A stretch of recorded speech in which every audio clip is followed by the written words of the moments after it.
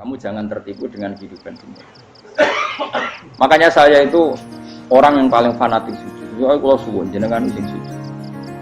Wes sujud salat 5 waktu lah nikmati. Karena sekali kamu terbiasa mensifati dunia ini penting, nanti kamu akan lupa mensifati akhirat itu penting. Dan itu awal kamu tergelincir dari ansawa isak, dari jalan yang benar. Makanya tadi pepatahnya orang sufi apa? An-nasu niyamun wa idza matu inna. Manusia itu tidur, kalau mati baru. Terus contoh kedua begini. Kenapa Allah begitu murka ketika orang tidak mengerti hak-haknya Allah?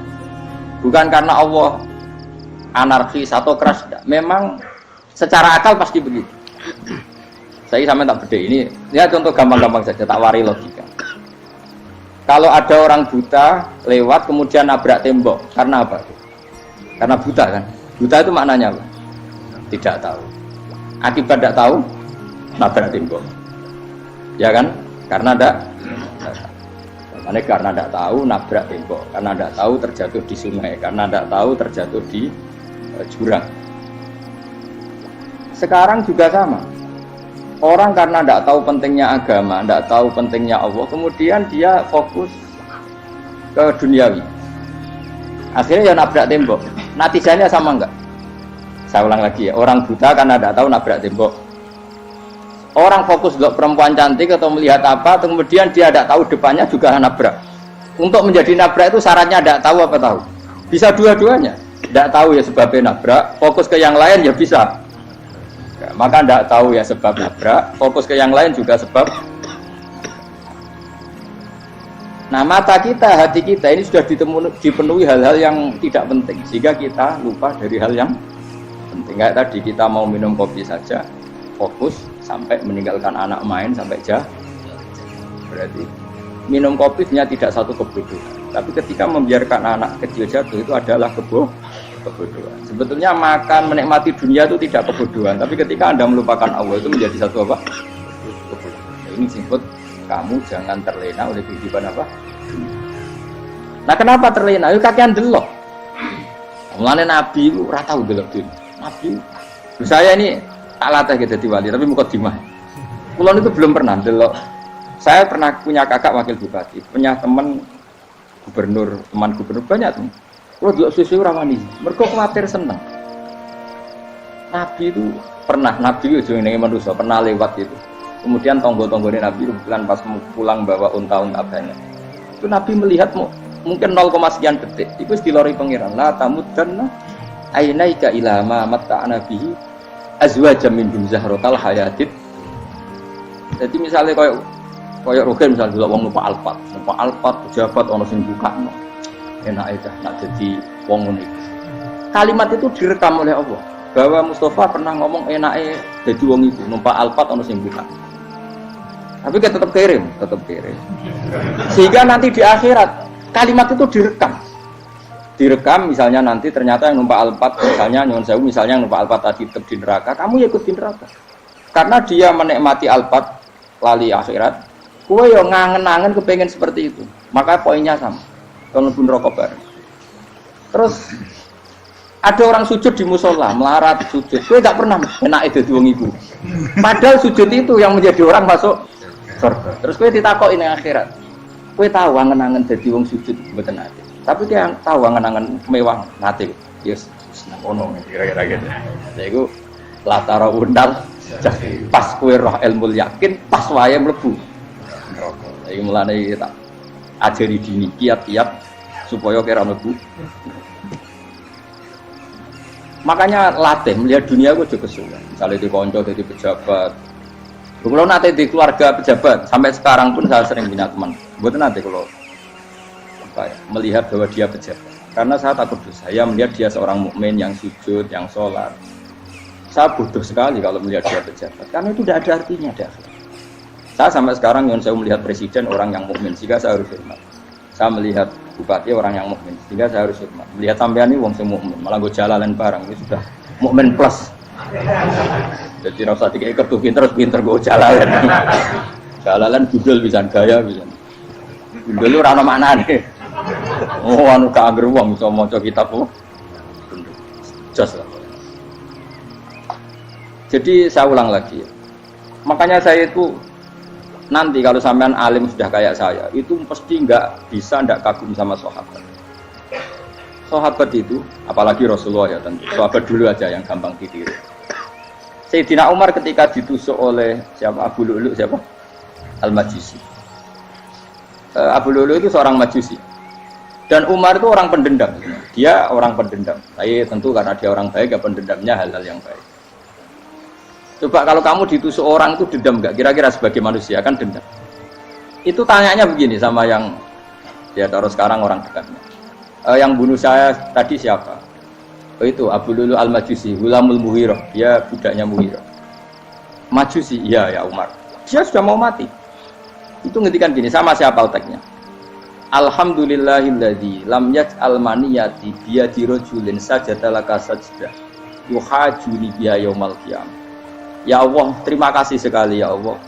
Engkau mentakdirkan saya dibunuh oleh orang yang enggak pernah sujud. Kalau saja dia pernah sujud, maka dia berhak menuntut saya dengan sujudnya untuk masuk surga. Artinya gini, kalau dia ditusuk orang yang pernah sujud, misalnya Sayyidina Umar kok ditusuk oleh Ruhin, kemudian Umar masuk Ruhin masuk neraka, aku tetap pedih Gusti. Isowai sujudnya dia menjadikan enggak berhak masuk neraka. Artinya Umar sangat hormatnya pada sujud itu dia enggak berani. Jadi kira-kira kok Umar sujud kowe iku kira-kira rawani maksudno anak kowe mlebu neraka. Piye-piye di kekuatan sujud yang mempotensikan tetap dia masuk surga. Makanya dia seneng, dendamnya kesampaian. Syukurlah nek sing mateni aku ora tau sujud. Dadi tak patut nang neraka langsung gludeng ngene kira-kira gitu. Saking hormatnya ambek sing jenenge sujud. Tapi kita sekarang enggak. Rawang ning musala sujud, ya kan wong nganggur. Otak kita ini sudah PKI lah kan. PKI halus. PKI yang tanpa kartu, paham? Makanya Allah kalau muji sujud, enggak sampean tak latih supaya baca Quran yang benar. Kayak apa Allah bikin Ka'bah? Kayak apa mulianya Ka'bah itu dibikin Allah untuk apa? Lil akifina wa ta'tusai warrukais sujud dan untuk orang-orang rukuk dan sujud. Ketika Allah menurunkan rezeki di bumi dan di langit, itu perhitungannya Allah mau sitok asli. Rabbana liyuqimus shalah faj'al afidatan minan nas tahwi ilaihim warzuqhum minas sama. Gusti, ben nak sujud ku kuat. Piye-piye menungso nak ramangan ra kuat. Nak is kuat, dia tenaga yo ben sujud. Liyuqimus shalah. Ketika Allah muji orang baik atau ibunal abidunal hamidunas saihuna satruse arraqiunas yang rukuk. Karena tadi ketika nanti Anda di akhirat, kenangan terbaik Anda di dunia itu hanya sujud. Liane itu coba misalnya kena akhirat terus video disetel sih. Pas kongkoi-kongkoi ini perapatan. Bariku nglamonem disetel. Mungkin jadi pegawai negeri. Ngayal gajinya sakmene, engko sakmene gue wayo. Wan terekam kabeh. Oh ora sini-sini wong. Terus tokoh idola sing duwe wae sing tumpakane Alfa di sekretaris saya. Iku mbok nang utakem iku berpuluh-puluh tahun. Dan itu jumlahnya poinnya misalnya 100.000.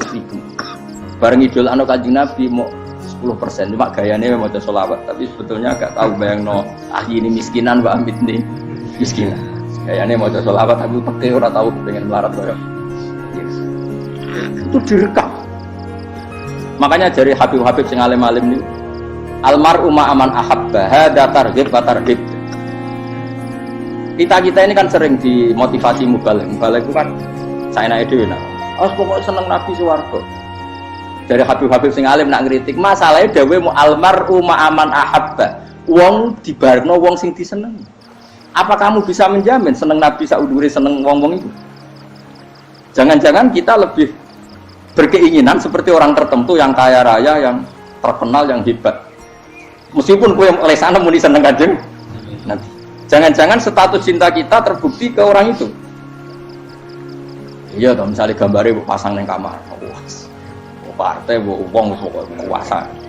Terus, kue nyumbang masjid nyuwun sewu mau 50.000, tapi bareng nyumbang untuk kemenangan orang itu 10 juta. Nyebut uang itu satu hari 100 kali, nyebut Nabi bedak sholat. Warung dihitung, dipoling mbak malaikat, disurvei buat dipoling orang pokoknya. Dengan cara begini, status senangnya orang ini ke siapa? Ya, ono pengajian sholawatan nyumbang 50.000, nanggo pemenangan. Itu sudah. diundang hayya ala sholah mlaku ngenteni komat. Tapi nak diundang acara kampanye teko ngarep durunge 2 jam.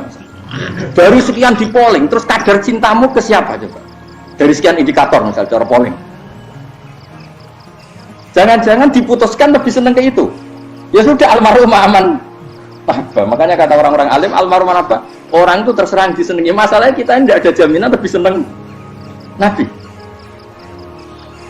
Ya ora ono jaminane saya sampean misale. Hitung dhewe-dhewe ora usah meneng terus kok wedi dosa wis kadung dosa iku wis kadung. Makanya Sufyan Ats-Tsauri itu dadi wali ku mangsa mergo ibadah akeh mboten. Sufyan Ats-Tsauri gurunya Imam Syafi'i dadi wali ku sederhana. Sama tak ceritane orang-orang jadi wali dengan cara yang sederhana. Tapi kan niru copy paste ya, artinya ora apa ya, KW lah. Kalau niru enggak apa-apa tapi KW kebaikan. Sufyan Ats-Tsauri itu ditanya, "Kenapa kamu sedekat itu sama Allah dan Anda keramat?" Jadi resepnya begini, Pak. Saya itu belum pernah ke masjid nunggu adzan. Paling enggak setengah jam, 1 jam sebelum adzan itu saya sudah ke masjid. Ditanya, "Kenapa begitu?" Ketoke kok kawula sing elek, moroe ngenteni diceluk. Terus ngerti nak wayahe yak mono iku Allah nyeluk. Misale saya punya cah dalem atau saya punya karyawan, tiap jam 8 itu buka toko. Nah, bayangno itu sih. Saya punya karyawan tiap jam 8 tugasnya buka. Selalu buka tokonya ngenteni tak panggil. "Hen Rohen, toko buka." "Siap." Tapi besok yang ngono lagi, "Hen jam 8 buka." "Siap."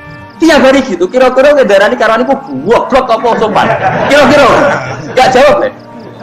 Goblok kritik jauh kowe gitu. Nah, Sufyan Ats-Tsauri tidak mau gitu. Wis ngerti nek Allah ya mono wayahe manggil. Dadi ya anggere jam 8 wis ning kono. Dadi nek Allah hayya ala sholah pun Gusti. Hayya ala sholah pun penting mriki. Iku sudah dadi wali. Oh, iku saya buat tiru tapi KW lho. Enggak masalah, tapi ini kan resep, no. Lho mangkel lo gak kira-kira. Ono karyawan tiap jam 8 kon buka toko. Selalu marane ngenteni di pagi. Jadi wali dulu tuh punya cara muamalah sama Allah tuh luar biasa. Ya ora usah mbok tiru terus kemen dadi wali wis ra iso kadung salah. Biasa wae. Aku lah nganti saiki ya biasa wae. Aku mau masjid ngenteni mekumat ya biasa wae. Tapi aku kan bisa dadi wali lewat jalur liya lah aku ya. Jalurku kan akeh.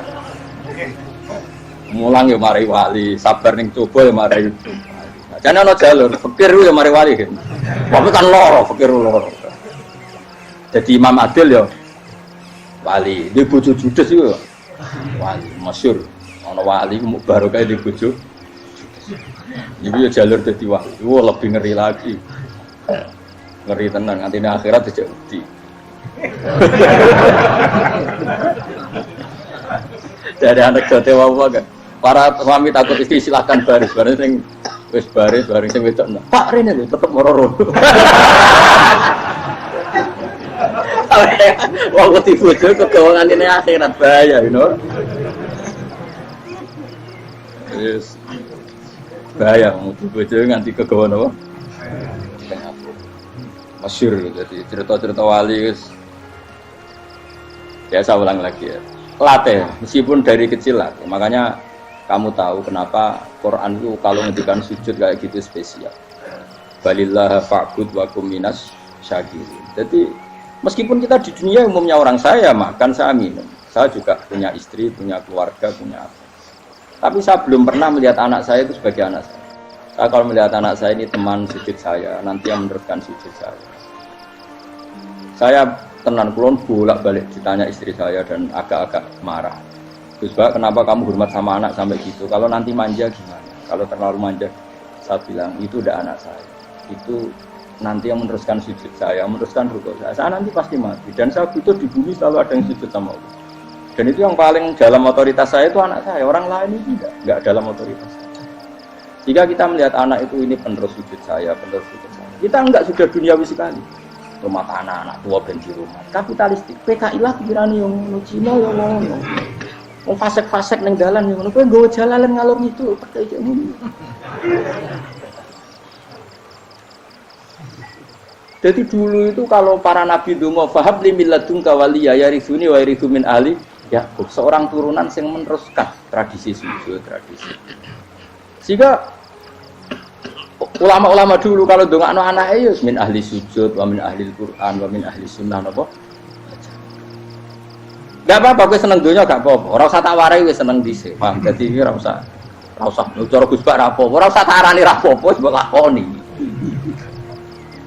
Makanya pulau suwon sangat. Sujud itu luar biasa.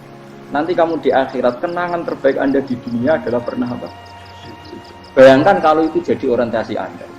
Anda berpolitik, melok partai Gerindra, Golkar, PDI supaya jadi penyuara sujud tidak dilarang di Indonesia karena umat Islam mayoritas. Saking mayoritasnya sampai pejabat rasolatnya rawani. Gara-gara pejabat rasolat bakal dipilih. Itu berarti kamu berpolitik niat bikin satu pressure supaya standar orang benar adalah sing nopo sujud itu ya benar. Kok yang kaya kerja biar bisa beli tanah untuk masjid. Yang orang miskin ikut menopang supaya masjid itu berdiri. Semuanya orientasinya menuju apa? Sujud. Jadi tidak sujud itu harus jadi wong kusuk sing goblok terus sujud terus. Tahu-tahu negara dikuasai komunis misalnya. Terus akhirnya sujud gila. Termasuk menciptakan satu suasana Islami di negara ini juga berarti menciptakan keberlangsungan sujud. Karena dengan suasana Islami berarti sujud tidak dilarang bahkan dianjurkan dan sebagainya. Ini penting saya katakan karena kalau tidak diingatkan rupa. Nabi itu pernah punya anak dalam. Anak dalam itu setelah mau boyong terus santri itu ditanya, kamu minta apa sama saya? Ya Rasulullah kasih waktu 1-2 hari mau saya pikir. Karena yang menanyakan orang yang Sayyidul Awwalin wal Akhirin setelah sekian 2 hari, minta apa kamu? Lalu Anda gak tanggung-tanggung. As'aluka murafaqataka fil jannah. Saya minta jadi temanmu di surga. Oh Nabi kaget tuh. Kok main diwarai wong? Mboten ada terjemah. Kok Nabi diwarai wong ndak ada ya? Kenapa kamu minta itu? Kata tadi, kalau saya minta dunia itu nanti zailah. Dunia itu pasti hilang, faniyah pasti. Maka yang abadi adalah saya jadi temanmu di surga. Tapi apa kata Rasulullah jawab? Fa'inni ala nafsika bikasrotis. Ya sudah kamu bantu saya, kamu memperbanyak. Tapi pun mintanya fa'inni ala nafsika bikasrotis. Saya bantu untuk menolong diri